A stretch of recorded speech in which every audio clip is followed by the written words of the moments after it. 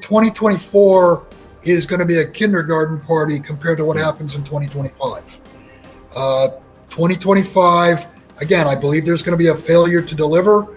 Once that happens, who knows where the prices can go. Forget about charts. You forget about everything. You're gonna, when all is said and done, count your net worth in ounces. Make sure you have enough food for, I'm going to say, a minimum 3 to 6 months, preferably much, much longer. I mean, you need to be able to have a source of clean water. Without water, you're going to die. You need an energy source. People up north, in the northern hemisphere, people up north, how are you going to heat your home? Get yourself right physically. Get yourself right mentally, financially, spiritually. Get ready for a war, because that's what this is. That's what this is. Welcome to Capital Cosm, everybody. Today's guest is Bill Holter. Bill, thank you so much for coming on the show, my friend. Thanks for having me back, Danny. Yeah, for sure. Bill, I'll let you steer the conversation whichever way you want it to start. What is the top story for you right now? What is front and center for you on your radar screen? I guess in the last few hours, the top story's got to be that Putin smoked Kiev. Oh yeah. I mean, that's a big big return. And then, did you see what he said afterwards? Did you get his comments afterwards or no? I've not seen the comments. Yeah. So he's basically said that NATO has declared war on Russia. He didn't say Russia declared war on NATO, but if one entity declares war on you, you would anticipate war to be declared on them as well. Yeah, that's huge. And if you think about it, I mean, you've got the war hawks in the West, the United States. I mean, it looks like they absolutely want a hot war before January 20th.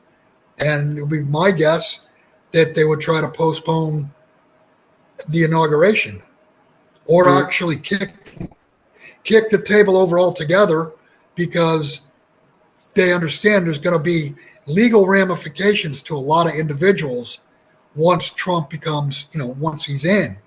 So, maybe they're trying to kick the table over completely so that those crimes become minuscule compared to the current reality. Are you referring to enacting emergency powers during the times of war to stop an incoming administration? So then the Biden admin would have to stay indefinitely then?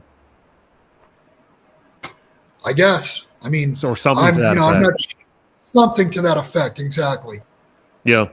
Well, I mean, I have said for years, Danny, that in the very end, they will kick the table over, and they'll kick it over so bad that it would be years and years, if ever, that you'd get, discovery or people being arrested for the, illegal shit that they've done. Yeah, it's going to be messy for sure. And this doesn't appear to be retaliation for the killing of the Russian general a few days back. I don't know if you remember that. But, Yep. They just killed that guy in Russia, a top general. Yeah, that was huge. I mean, plus, they're launching the ATACMS missiles inside of Russia.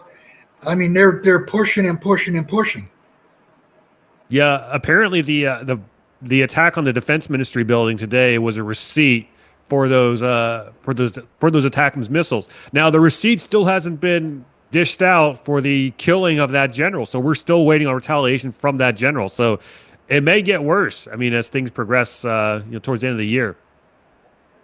Well, that's what the current administration hopes, is that it gets worse, and that Putin does lose his temper and, retaliates in a broad manner.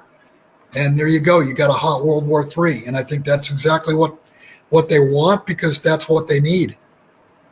Yeah, I mean, we are at the time of this recording here on December 20th, we are 30 days or 31 days away from the inauguration. I mean, this is going to be a long 31 days. I would guess. Yeah, especially I don't know if you saw the news yesterday.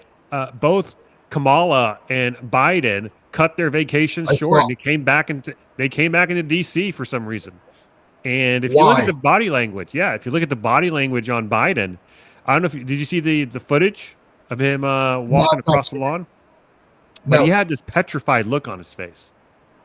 I don't know if it was just because he was hopped up on drugs or what, Who but knows? yeah, but it's very interesting. It does appear like there's something going on behind the scenes. Of course, it could just be due to the government shutdown. Um, Government shut down. I And mean, the government's not going to shut down. It's just going to be national parks shutting down, and things like that. The defense spending isn't going to shut off anytime soon. no, For example. no, So but like you said, it is going to be a very interesting 31 days to get there. yeah, yeah. So what do you see ahead for 2025? As we head towards the new year.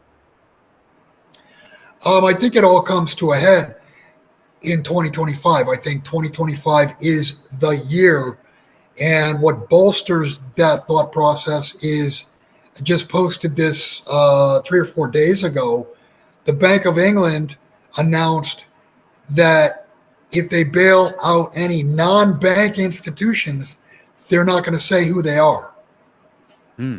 I mean, first off, why are they bailing out non bank institutions? But if they're telling us they're not going to tell you who it is, that tells you 2025 because it begins January 1st, Hmm. 2025.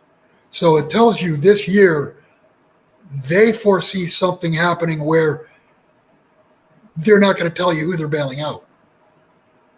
Why would they want to do that? What's the rationale behind it? I don't know, not to not spill the beans on who's insolvent, so that they don't get put out of business. It did kind of surprise me because the way I understand it, and I mean, just if you look at uh, if you look at the Great Taking, there's not going to be bailouts. There's going to be bail-ins. So it Hmm. very well may be that we have bail-ins of financial institutions, banks, and there may be bailouts of non-bank financial institutions. It's hard to say, but it's really curious that the Bank of England would come up with this as of January 1st, that they're not going to tell you who they're bailing out. And don't forget, I mean, go back to 2008, the Fed bailed out the world. They lent out what, 16, 17 trillion dollars, and we didn't find out about that for 2 years. Yeah. I mean, that is true. I mean, they've got the economy hopped up on Bitcoin and Fartcoin, and the Nasdaq dripping higher today. So, I mean, it seems like it's good times are here again, at least from a stock market perspective. But you peel back the onion, you look at the economy. The economy doesn't appear to be doing too well. Why is there a disconnect between the two? Well, it's that simple. The markets are rigged. I mean, they Hmm. rig markets with derivatives. What they want to go up, they buy, and what they want to suppress, they sell. So I mean, yeah, they're rigging uh, equity markets higher. They're rigging. I mean, they're trying to provide a floor under the credit markets. And I've said all along that when this thing breaks, it will be the credit markets that break. Right. And what very well could break the credit markets, you're starting to see bigger and bigger demand deliveries for both silver and gold. And I believe there's going to be a failure to deliver. I think it'll start in silver. Uh, Gold will immediately go into the same manner of non-delivery, and that will break confidence. And what happens to a Ponzi scheme when it can no longer get further new capital? That new capital comes from sovereigns, originally from sovereigns being able to borrow. So what happens then if they can't get the capital? Well, it's completely over. the Ponzi scheme collapses, interest rates shoot through the roof, the real economy stops because credit stops, and I mean, you could every day you wake up, you're only 72 hours away from a Mad Max scenario. Mm. Are you And familiar with? without credit, you're going to see Mad Max because nothing, and I do mean nothing, runs without credit in today's world. Yeah, it's the lifeblood. It's the lifeblood of society. Are you familiar with the Deagel stats by any chance? Yes, So for and those who may, yeah, that's 2025, yeah, we're heading into and they 2025, and right, so yeah, they forecast the population collapse, die off in 2025. yeah, so for people who may not know, the Deagel stats are a population forecast of. They actually forecasted every single country on Earth. And we don't know who this group is. It appears that they were like some sort of military related firm that does consulting or something to that effect. But it's by and large mysterious. But essentially, back in 2017, they published a list of forecasts for 2025 and by way of the populations for each country. And interestingly enough, all of the Western countries see like something along the lines of a 60% to 70% to 80% population reduction mysteriously. And we still don't know what the rationale is to this day behind those stats. Although they published like a little descriptor. They said it's because the economy would collapse and you see mass migration out of the United States. I'm not so sure about that. I mean, what do you think, Bill? I mean, would a credit event create this Mad Max scenario and elicit this mass, reduction of the population? Yeah, I don't believe that there's an exodus coming at all. I think there's a die off coming. Mm. And if you shut credit off, food becomes unavailable. I mean, even fresh food will rot on pallets waiting to be shipped. Shipping will stop. Everything will stop. The average person has no food stored up. So within 30 days or 60 days, you're going to see an immediate, blast of people dying just because they don't have food. I also believe, and I don't really want to get if you do YouTube, is that where you put your Yeah, videos? this is on YouTube. Yeah, this is on YouTube. Okay, so I'll just use.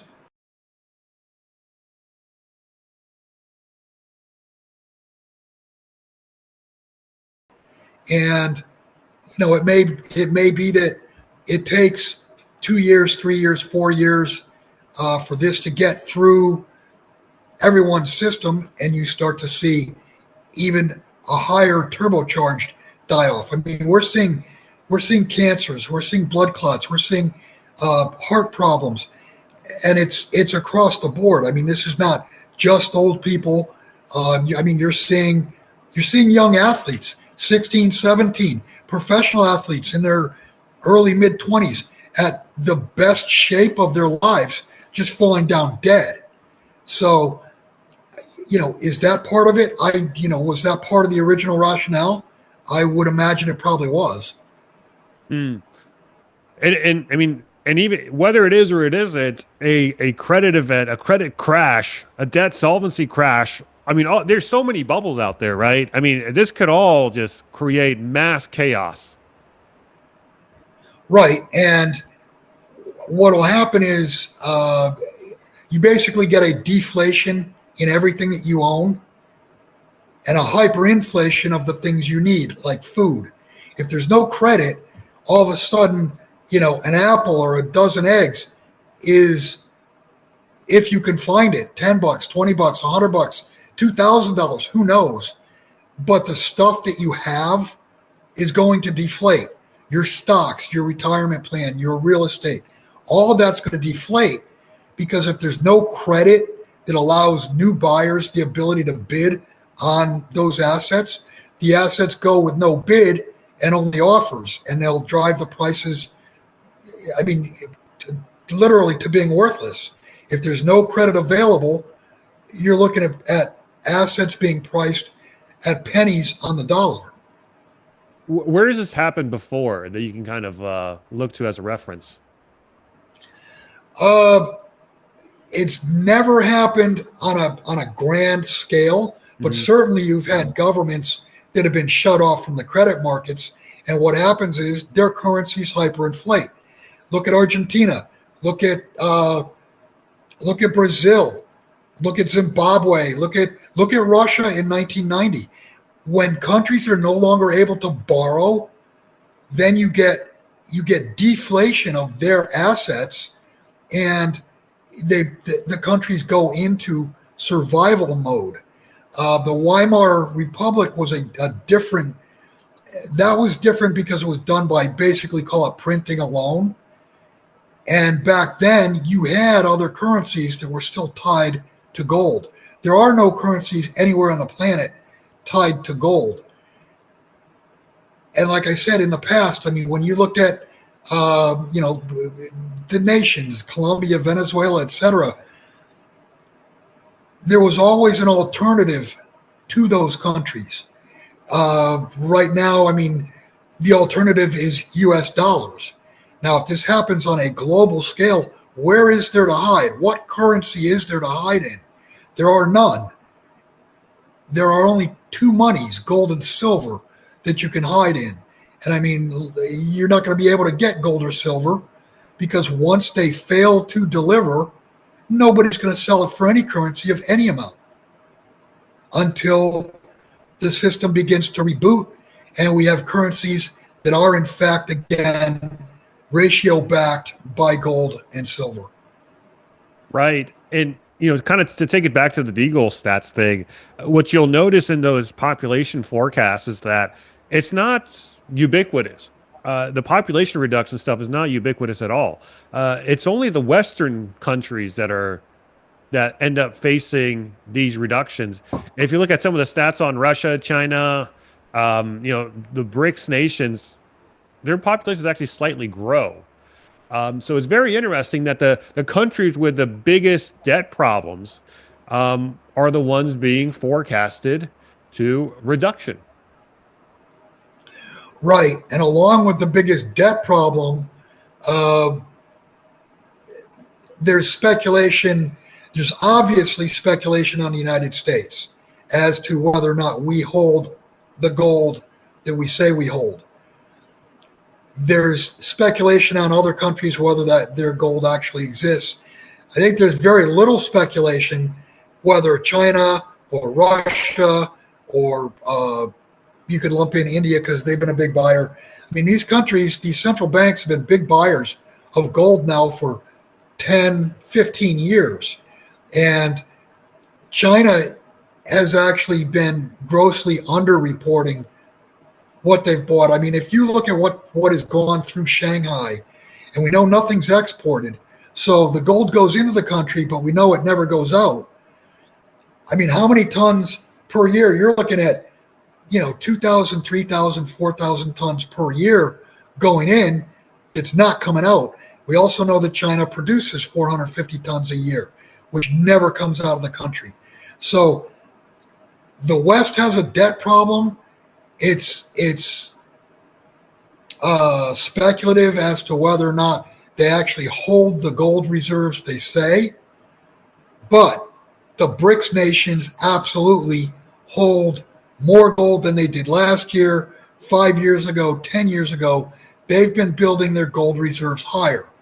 And the old saying, he who has the gold makes the rules, that's going to come into effect in 2025. Hey guys, quick pause. I won't take too much of your time, but if you're looking to add into your gold and silver stack, please consider Miles Franklin. More specifically, email them, info@milesfranklin.com, and tell them that Capital Cosmos sent you in the subject line to unlock special pricing that you won't find on the website. In the unlikely event that you don't like the prices, you could always not buy. There's no commitment necessary, but I do recommend Miles Franklin for a number of reasons. The customer support is top notch, the prices are great, and I know the people there. Great people all around. So with all that said, let's get back to the video. Thanks, guys. So the United States has the paper power. And what do I mean by that? Number one, they can print money out of thin air. They have the world reserve currency.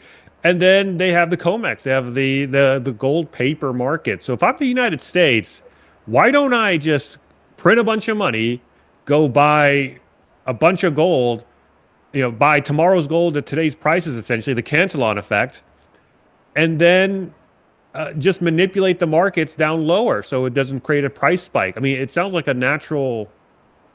It seems like things would fall in place then. No, then it just boggles the mind as to why the United States is not buying more gold while the other Eastern banks certainly are. Because they can't do it. I mean, the gold does not exist to fill up the coffers. I mean, they would be competing with Russia. They'd be competing with India. They'd be competing with China. They're having a hard enough time keeping the price down without them buying. If they added buying, I mean, there's only so much. What is it? Call it 3,800 tons produced worldwide, and that's already spoken for. And silver's already in a huge deficit. So there's no way. Yeah, they can print the money and they can buy contracts on gold or silver, but can they get those delivered? I don't think so. I think it's impossible. Interesting. What do you see for gold and silver heading into 2025? We had a legendary 2024, seeing I think it was like almost a 50% move up in the gold price from 2,000 to 2,800 almost, or over to 2,800. What do you see moving forward for the metals? I think 2024 is going to be a kindergarten party compared to what happens in 2025. 2025, again, I believe there's going to be a failure to deliver. Once that happens, who knows where the prices can go? Forget about charts.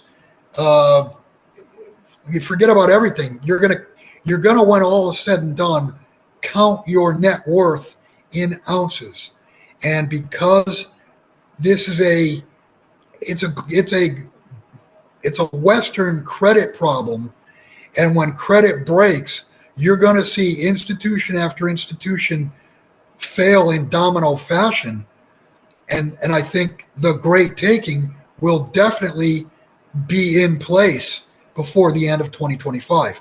And like I said, people ask me, oh, well, give me a forecast. You can't forecast an Armageddon-like market. And you cannot do it mathematically either because, A, we don't know how much in dollar terms. A, we don't know how much gold the U.S. really has, and we don't know how much credit they're going to try to borrow, nor how much money supply they're going to print. So you don't have a numerator and you don't have a denominator. So you can't come up with a number.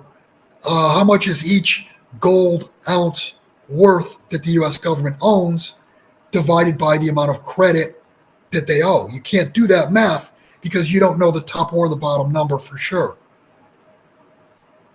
If I were China or Russia, what's stopping me from just adopting a gold standard and just crushing the dollar? Like, why are they? It seems like they're holding back a bit. Simple. Yeah, they are absolutely holding back. Would you want to be the nation that blows up the entire Western financial system and literally start World War III? No, they don't have to do that. They can stand back and let us just die on our own. Let our bubbles blow up. Let us our own the harvest of what we've sown. So, I mean, there's no reason for them to push. They don't have to push. They don't even have to push a tiny, tiny bit to knock us over. The West is gonna collapse completely on its own, and they know this. It's math. They're smarter than I am. They're smarter than you are. They know this.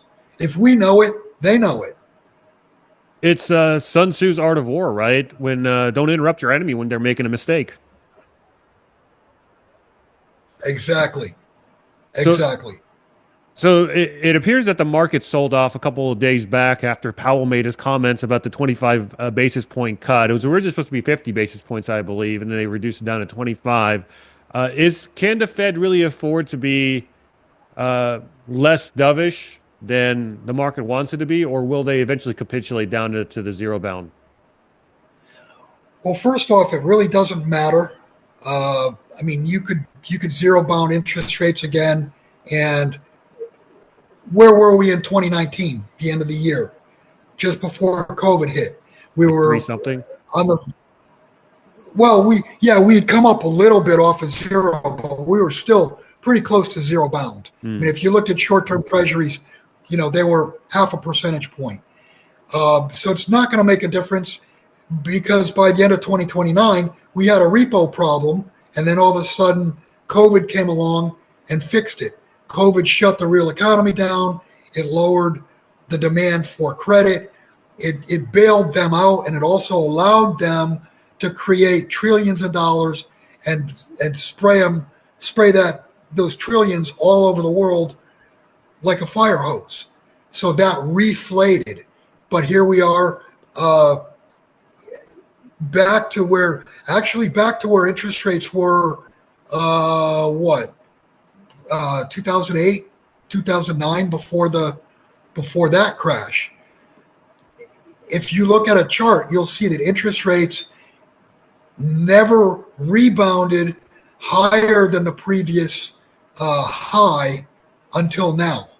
Now we're back to the previous high, but that had never happened from 1982 until 2008. Every peak was lower than the previous one for the next cutting cycle because they were blowing bubbles along the way.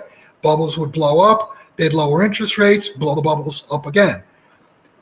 We're done with that. We've reached debt saturation worldwide. The difference between now and 2008 is that in 2008, there was still ability of sovereign treasuries and central banks to take on more debt. We've reached credit saturation, debt saturation. So there is sovereigns and central banks were the white knights in 2008. Who's the white knight now? Who's going to bail out the governments? Who's going to bail out the central banks? No one. How do you prep for something like this? Go ahead. Well, you need to prep with the mindset that you're going to be on your own, as in like no cell phone, no computer, and it doesn't matter who you're going to call. You're going to dial 911. Nobody's going to answer. You need to figure you're going to do that for 2 or 3 months, 6 months. Who knows? The other thing I was going to say is, the Federal Reserve knows that there's going to be reaction to what they say. And, these people are crazy. And I have said that, they could be so crazy that they nuke a city somewhere in the United States before January 20th. Would that stop the transfer of power? Would something less severe like pulling the rug on markets and no longer supporting anything and just let them crash? What would happen in that instance if you had banks failing and the banking system closed before January 20th? Would there be a handoff of power? I think that's where we are now, is you've got to look at what are the potentials or the possibilities of something happening where the transfer of power does not happen, because that's what those in power now are striving for. Hmm. Going back on the prepping side of things, if this, if or when this thing starts to transpire and unwind, more specifically, right, we shouldn't anticipate any 911 calls or the usual public services that we've become accustomed to. If you had like a broad checklist, like what should be the game plan of an average person?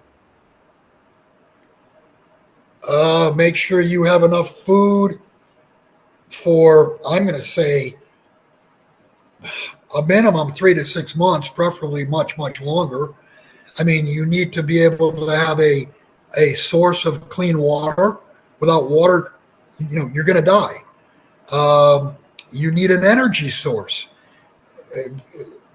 People up north in the northern hemisphere, people up north, how are you going to heat your homes?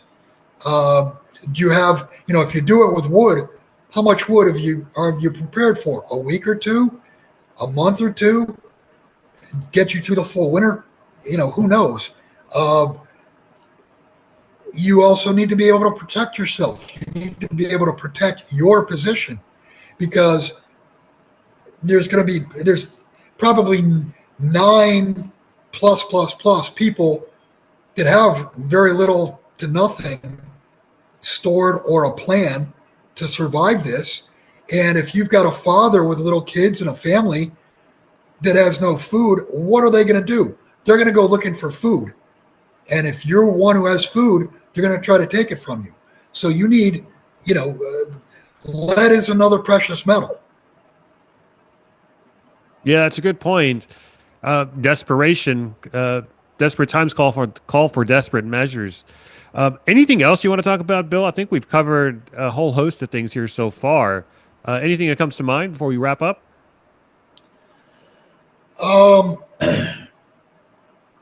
Yeah, I've spoken on this a bunch of times. Just do the best you can.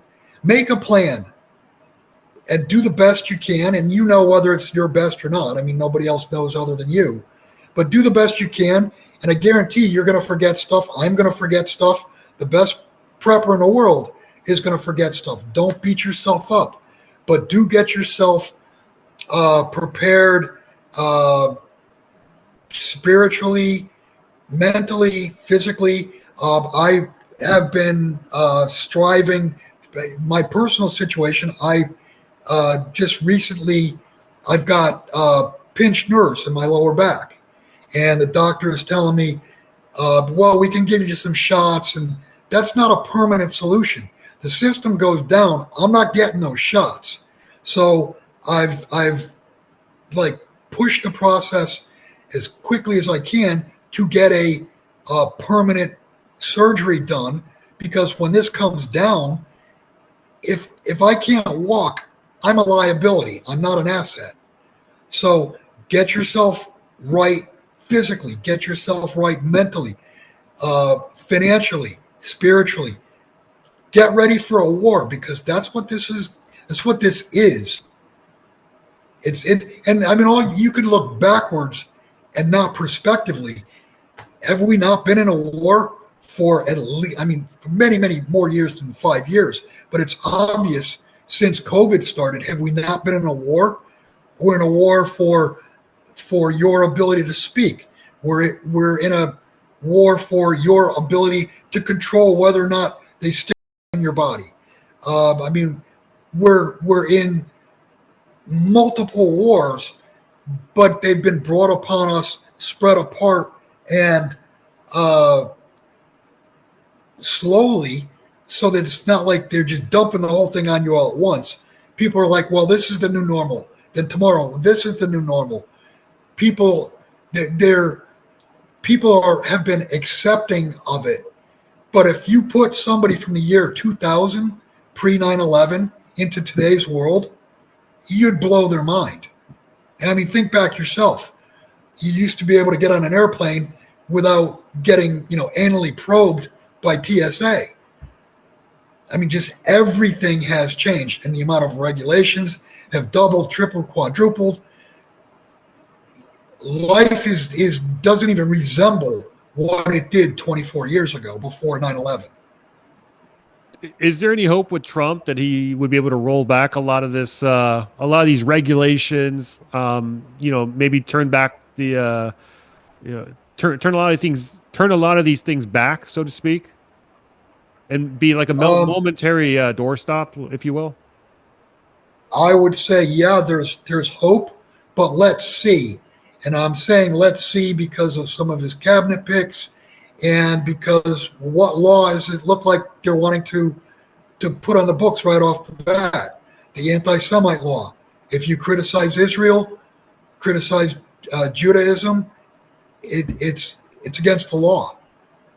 I mean, in what, when in the United States have you not been able to criticize someone in the public square? And now it becomes a crime. So I don't know. You can hope that it's a stop or a pause, but wanting to put that law on the books in the first few days, to me, that doesn't make me hopeful. Hmm. Well, we'll see what happens. I mean, it's going to be a wild ride. I mean, assuming that he even makes it to the inauguration, assuming that we actually do have an inauguration. Exactly. That's to your point. So we'll see. I mean, let me know in the comments, guys. What do you think lies ahead for us in 2025? Bill, it's been a pleasure having you on, my friend. Tell people how they can get in touch with you.